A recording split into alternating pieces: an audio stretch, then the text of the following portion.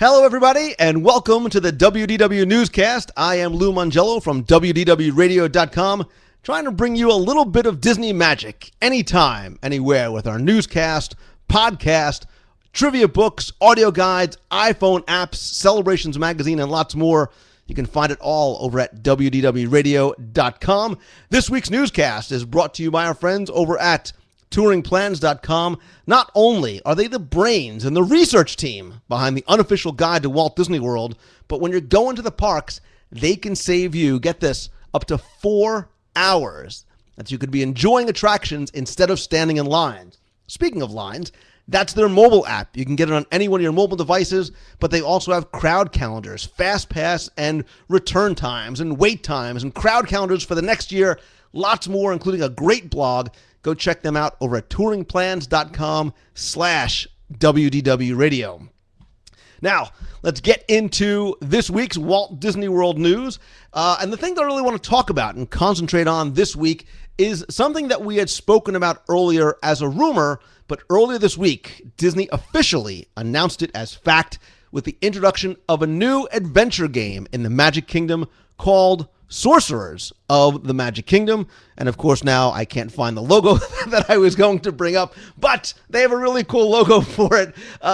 What this is it's kind of a Kim Possible style game where you can choose your own adventure in the Magic Kingdom in an interactive format. No longer is going to the parks just going to be a passive experience. We've seen this already with some of the interactive queues. This really is sort of that next step in that very mysterious, possibly Nextgen project that Disney has been talking about for the last couple of years. First we saw was Kim Possible over in Epcot, where you received an older style cell phone, a communicator that was customized. It allows you to solve mysteries and follow clues throughout some of the countries in Epcot's World Showcase, while Sorcerers of the Magic Kingdom is going to be what Disney calls a role-playing adventure.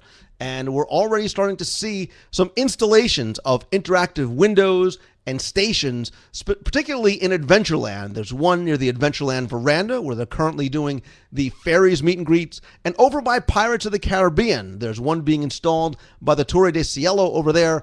You can actually also see some references to some names found in some of the Pirates of the Caribbean films. Speculation, too, with the closing of the Firehouse on Main Street a couple of months ago.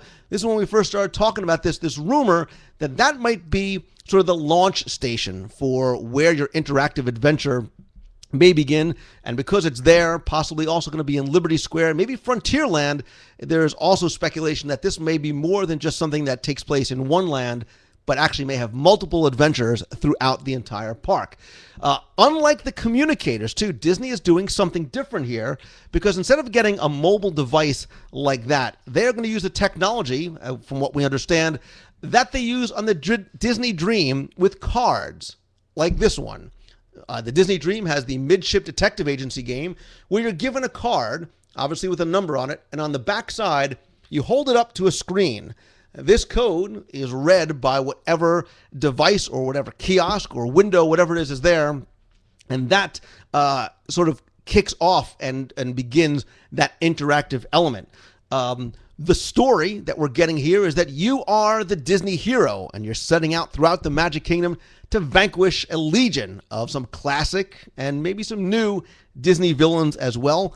What that probably means also is that there's going to be multiple storylines, lots of replayability, just like the Midship Detective Agency. There's one kiosk, but you could choose the adventure and the path that you want to follow. So if you want to solve the mysteries of the paintings or the puppies on the cruise ship, you can do that. It doesn't matter what card you have. And again, you can go back and play as well. On the cruise, you're also given this. You're given your detective casebook, which has a lot of maps and guides in here as to where to find these things. Who knows, you might be getting something similar to that in the Sorcerers of the Magic Kingdom game as well. What Midship Detective Agency also uses is motion sensor technology to detect when the guests are there, allowing them to interact with things like these paintings that come to life. I expect the same things in the Sorcerers of the Magic Kingdom game as well. I think that there's also going to be an opportunity here for not just interacting with pieces of art or some of these little windows, but possibly some of the existing attractions as well. The first thing that came to mind was the expanded queue over in the Haunted Mansion. Maybe some things may be coming to existing queues that have been expanded, possibly Winnie the Pooh. Peter Pan has been long rumored to be expanding that queue as that section of Fantasyland is going to retake shape. Speaking of Fantasyland, it also makes me wonder how much of this technology may be incorporated into the expansion of Fantasyland. Is this maybe the first sort of testing ground, the proving ground for what they're going to install there? We already know of Scuttle's scavenger hunt in the Under the Sea Journey of the Little Mermaid attraction. Wondering if this is going to be the same kind of technology used. This might be a good sort of real world, outdoor, in the elements kind of test of that. And I think the exciting and interesting part is not only the interactive element for it, but the fact that it's going to help out with the lines or maybe lack of them in cases like Dumbo over in Storybook Circus Land. And I think it also adds another layer. It adds a layer to that onion that I like to call it. You know, that first outer layer is just that, basic enjoyment of the attractions. And as you dig deeper, there's storylines and there's details. And that's what this is going to allow you to do.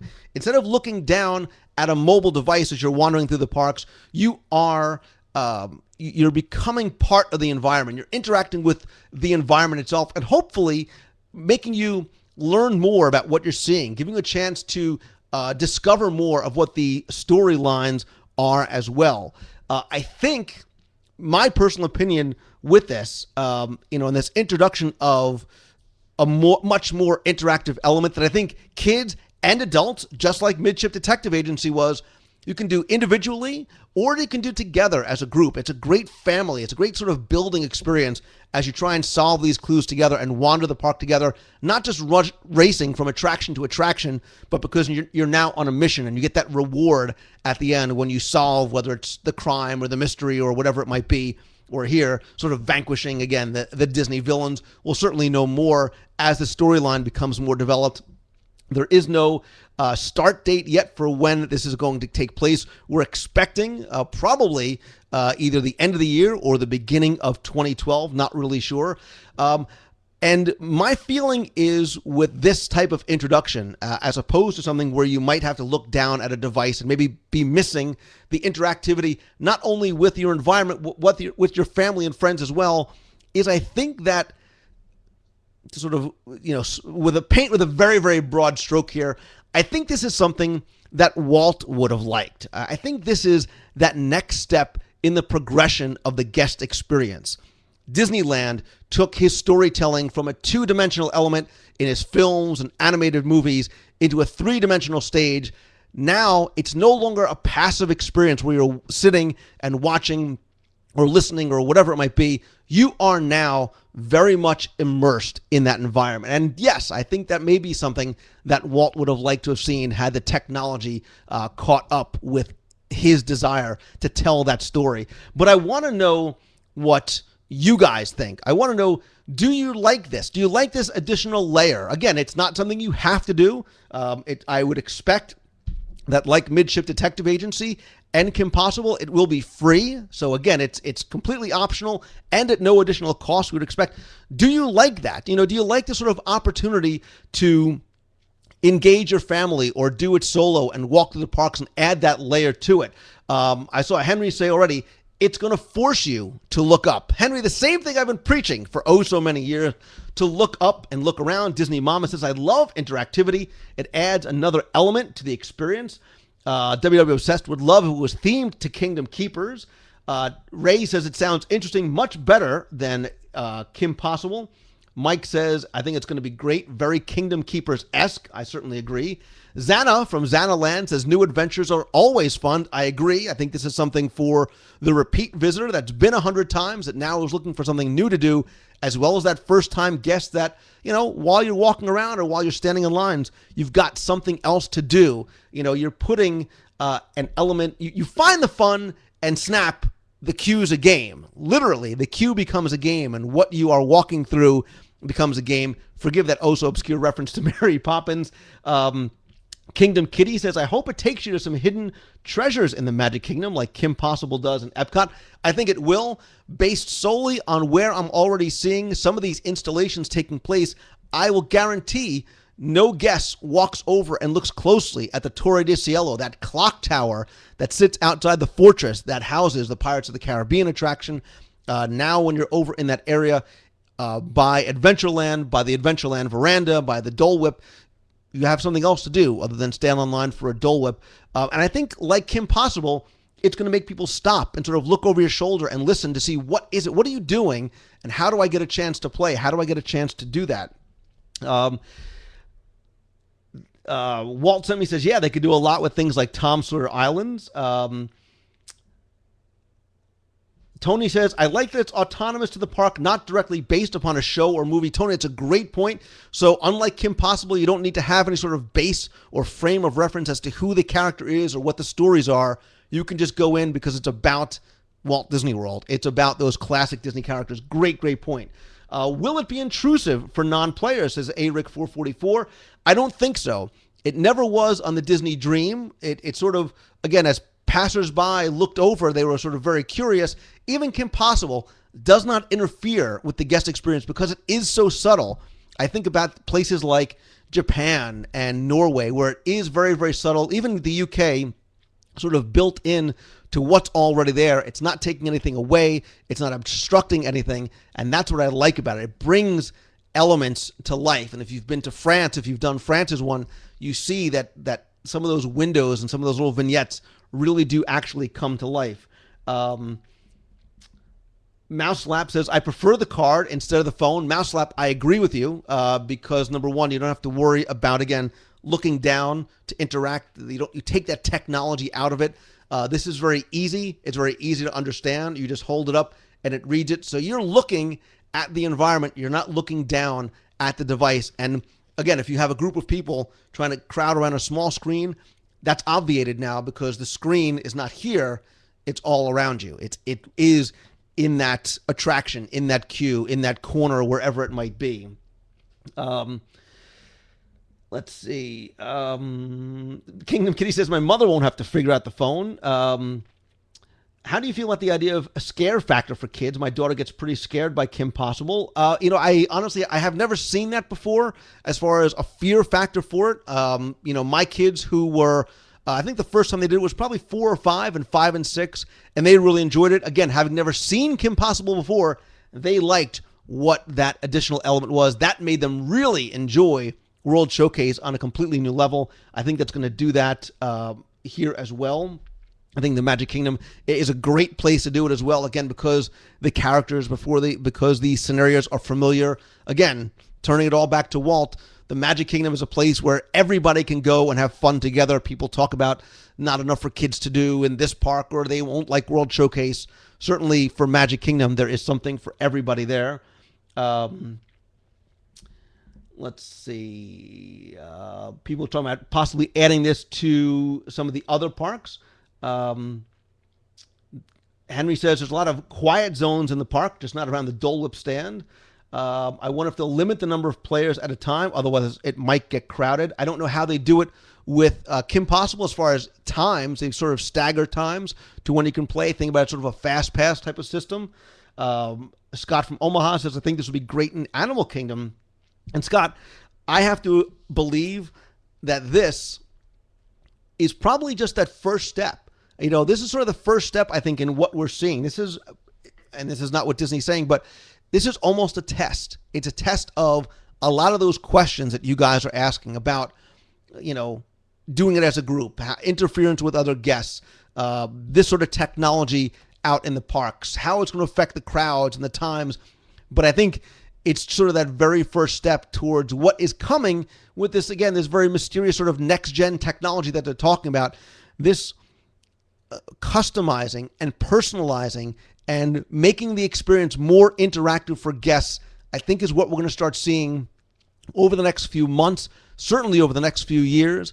I think some of the things that we look today as pretty standard when we go to the parks are going to be replaced by some of this technology, which, again, I believe is not going to be intrusive, but instead be very, very helpful and again, enhance the guest experience completely. Crisby is asking, is it pay to play? Crisby, I would say no, only because the Midship Detective Agency is not, and neither is Kim Possible. So I'm guessing that this isn't as well. Jay Miller says, right, as Walt says, it's plussing it. This is definitely plussing the experience. And it's if you want to do it. Just like on the Disney Dream, you didn't have to do it to appreciate the interactive art.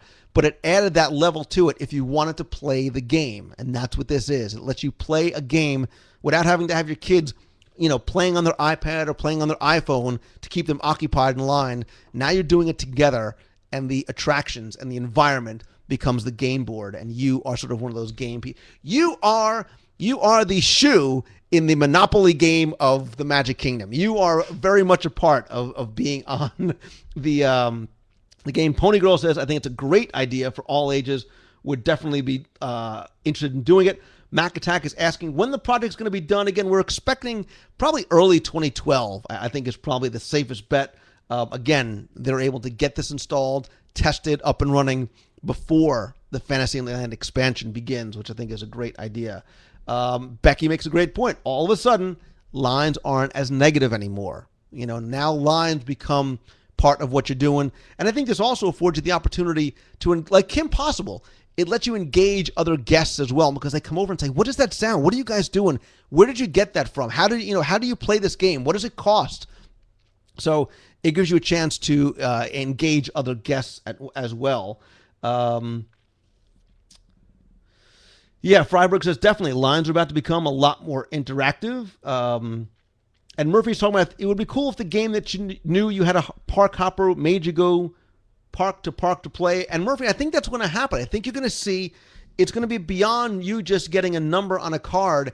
You're going to have things that the game is going to know who you are, what you've played, where you've been, what you've done, not in a creepy kind of privacy kind of way, but in a wow, that is amazing. It knows that I've been here already. It knows that I've been back here a couple times, or I've got a fast pass for Peter Pan in a little while. So I need to sort of move. The opportunity here, I think, is really endless. And boy, to be a fly on the wall in one of those Nextgen meetings would be really incredible.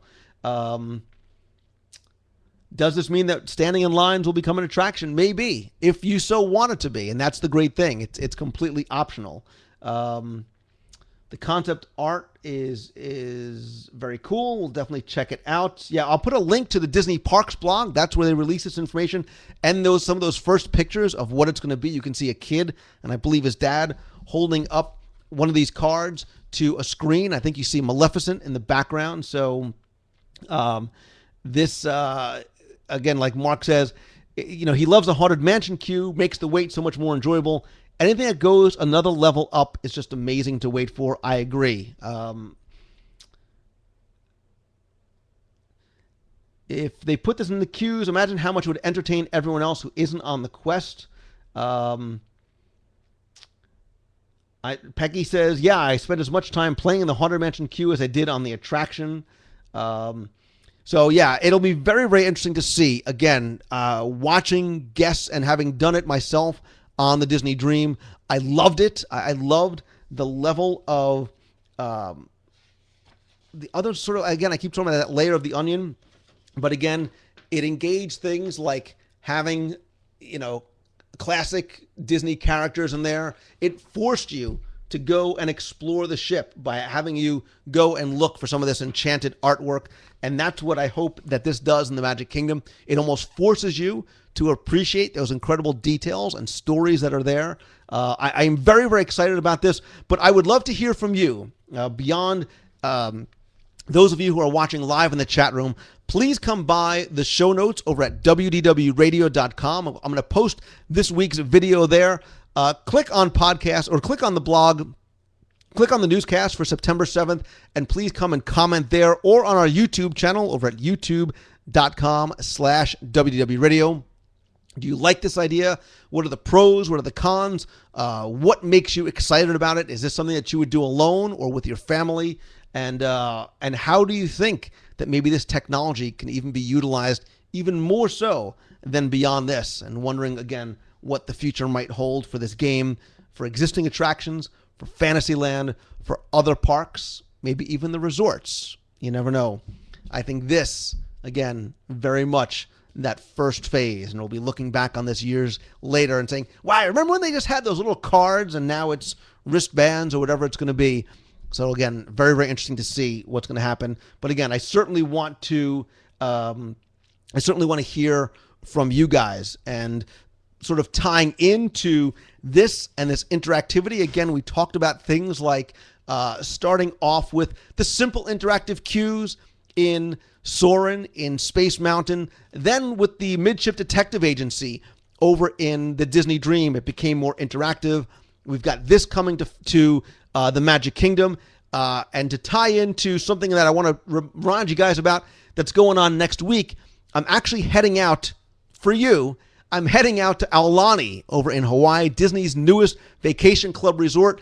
And out there is a similar type of game. I don't know a lot of the details, and that's on purpose because I want to experience it firsthand. I want to be that guest that hits the ground blindly and gets a chance to experience it without any sort of preconceived ideas. But from what I understand, they have this trail that's going to wind you through the resort with possibly the same type of technology or some type of other digital interactive technology. And I'm going to bring that to you in a couple of different ways. In addition to recording for the show, shooting video while they're out there, I'm also going to try and live broadcast as much as possible once I hit the ground in Aulani. If you visit wdwradio.com/Aulani, AULANI, you'll find out more information there. I'll continue to keep you guys updated as well. Again, trying to bring as much of that experience to you as possible, much like we did with the D23 Expo. More videos coming from there as well. Stay tuned to the blog tomorrow. Also, a quick reminder, October 1st is not only the 40th anniversary of Walt Disney World, but it's also the 40-hour live WDW radio broadcast. As you may remember, last year I did a 24-hour live broadcast from Walt Disney World, in part to raise money for the Make-A-Wish Foundation. We couldn't just do 24 hours again. It had been done.